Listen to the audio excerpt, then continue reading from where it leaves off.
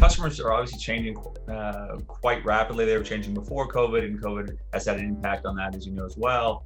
How did you see your customers changing, maybe before COVID or even after COVID, and maybe for the industry as a whole? What we saw during COVID, particularly during the shutdown time, we had some amazing, and again, this is where loyalty is important in building these fans who are really connected to you. We created a program during the COVID time that really came from our guests. So like you're like, went out and got wipes. A lot of folks were out there saying, we love chicken salad chicken. We know y'all are struggling. How can we help you? Or we know there's something going on. We'd love to help people in our town. So our guests started asking us, hey, we'd love to give meals. We'd love to send meals to the hospitals or to first responders.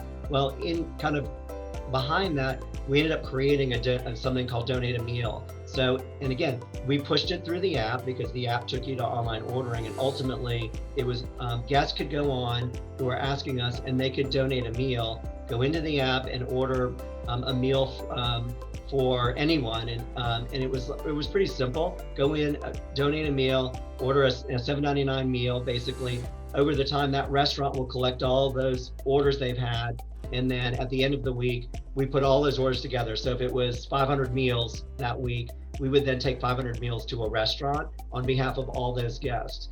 And again, that to me is the power of loyalty. We told our guests in the app that we were doing this program, and pushed out push notifications and emails through the app, and they were so excited because it started with the guests. And we basically were able to ultimately execute and operate something that they were looking for us to do, and give back to the community in a unique way. Another key thing for the app, which again was very much connected with the app as well as what we did on Facebook and social media, during that time when the restaurants were shut down, people were at home, they wanted our chicken salad. And so we leveraged that and the app as a way for people to go on the app to order in bulk.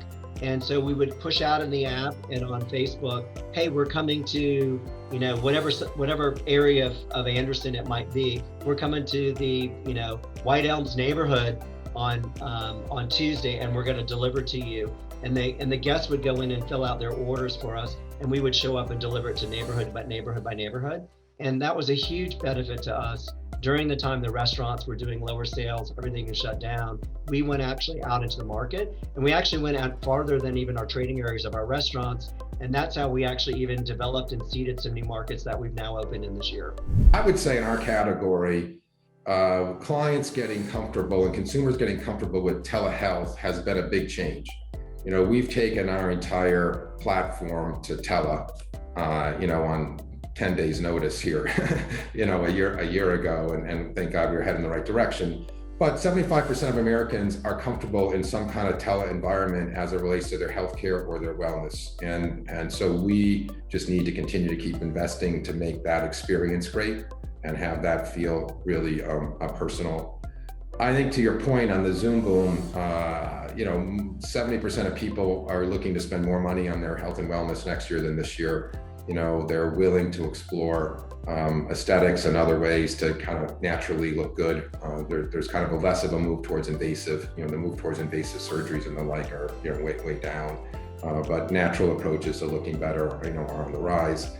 And then I would just say from a consumer behavior perspective, the ability to be there when they want you to be there right now, especially with people being teachers at home and moms and dads and working. So, we've gone to 9 to 9 hours, 7 days a week. I mean, we really expanded our hours and did a lot of different things to really meet people where they live. And I don't think we're going back from that, anytime soon. We're watching very closely, as you can imagine, how consumers responded and continue to respond to COVID and its effects. We started that right at the beginning of the pandemic. And so what we're watching for now is which of those trends are going to be sticky and which ones were only through the period. So for instance, we know that the miles driven are not that dissimilar from pre-COVID, but they're different in where they're driven. So we're seeing less commuting miles and more road tripping miles. And so that really presents opportunities for us to present messages and offers that are relevant for people on a road trip that are distinct from those that would be effective with commuters, for instance. I think one of the biggest things for us has been finding what the guest is most comfortable with. So each guest kind of has their own risk assessment that they're going through on whether they want to go to a tournament, whether they want to, and knowing that each guest is completely different and their risk aversion is different than the other guest that wants the same experience they had 18 months ago, and why am I not getting the same? So I think it's trying to find a balance and making sure you're doing events or doing different things that kind of cater to the middle. So you'll have your edges on both sides that might want something that just can't get delivered right now, but as long as you're delivering something for most of the people, that's probably your best bet from there. And I think they also want consistency in how you're messaging it. So from a message standpoint, if you can deliver the consistency and they understand at a time what they're getting, I think that adds to the comfort level. Pre-pandemic, all of the talk was about online ordering and delivery. That was already something that was happening, and a shift that we were seeing in consumer occasions and behavior. We started partnering with DoorDash in early 2019, so we were fortunate to already have that in place. With the pandemic hitting, we've seen a pretty massive shift in our mix from restaurant to delivery, in-restaurant dining to delivery to pickup. And we used to be closer to 70% in restaurant experience, and at the kind of peak levels of the pandemic, that was down to about 25%. So we're seeing that shift in mix come back to more of the dine-in, but I would guess that we're never going to see it back to pre-pandemic levels. I think people experiencing pickup food and more delivery has opened up that world to customers that weren't yet there yet. My parents have never really done a pickup for food. They go out to eat or they eat at home. That middle occasion was never something that they would consider. And I think now people have done that occasion and said, hey, some of this food is really great and I can have it at home. It's easier for me to get my kids in bed or not have to wrangle them out to a restaurant. So I suspect that we will see lasting impacts of just that pickup and delivery occasion, remaining really strong.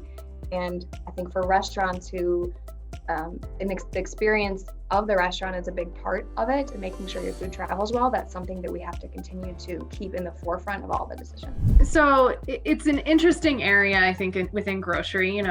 We have so many different groups of customers. So right now, our primary customers are within a certain demographic, and that could change over the next few years. So really, what our focus is how do we acquire and bring on customers not only into our stores in general, but into our loyalty program who aren't shopping with us currently. So, so that we can build that relationship. And as these, young, millennial Gen Z shoppers are coming into our area and, building homes and finding careers within this area, they're seeing us as their grocery store of choice. I think that's a big area of opportunity for us, and really looking also now as COVID kind of restrictions relax a little bit and hopefully we start to see that level of normalcy. How do our communication efforts kind of change with those shoppers? How do we re-engage shoppers? How do we continue to communicate with those shoppers who either we've seen, have had to make decisions to go somewhere else because they were trying to limit their exposure, or how do we keep those customers who chose us as their primary location, and how do we continue to build and nurture those relationships across their entire journey? So another great question. Luckily, again, our product naturally delivers on a lot of the changes that were happening. A big change that we noticed, obviously, and I think most parents noticed, is kids' preoccupation now with being on digital devices, whether they're video games, phones, or whatever. And parents have an increasing concern about kids' time on social media or devices. And again, if they come to Urban Air, we give them an opportunity to get off of that device and experience real life. So we can deliver on that concern for parents. So the second concern that parents tend to have is that their children are less active, maybe as a result of devices, but even in school programs now, there are fewer and fewer PE programs in schools. Kids are actively moving less than ever. which is leading to childhood obesity. So our program, and we just want to highlight that messaging, that we deliver on an active environment where kids run and jump and climb and swing and play in real life, not just on a screen.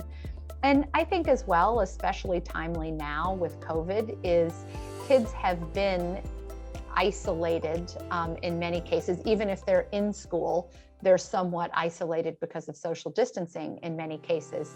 So at Urban Air, we give kids an opportunity to get out, to connect with other kids, to talk to other kids, and just to socialize again.